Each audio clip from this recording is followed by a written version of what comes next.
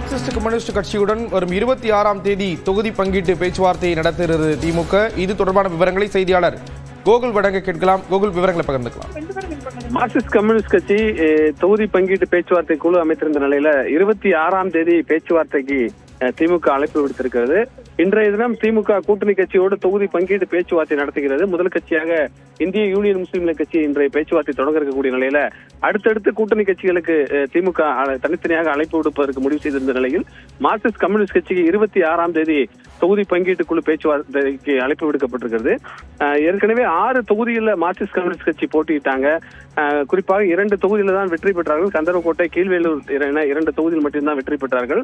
ஏற்கனவே Marxist communist கட்சி மாநில செயலர் சண்முகம் கூடுதல் இடங்களை ஒதுக்க வேண்டும், இந்த முறை இரட்டை இலக்கம் என்ற அடிப்படையில் தான் எங்களுடைய பேச்சுவார்த்தை இருக்கும் என்று ஏற்கனவே தெரிவித்திருந்த நிலையில திமுகவில் புதிய கட்சிகள் கூட்டணியில் இணைந்திருக்கக்கூடிய நிலையில் மார்க்சிஸ்ட் கம்யூனிஸ்ட் கட்சிக்கு கூடுதல் இடங்கள் வழங்கப்படுமா அல்லது அதே எண்ணிக்கை வழங்கப்படுமா அல்லது தொகுதி எண்ணிக்கை குறைக்கப்படுமா என்ற அடிப்படையில் இந்த பேச்சுவார்த்தை நடைபெறுவதற்கான வாய்ப்பு இருக்கிறது.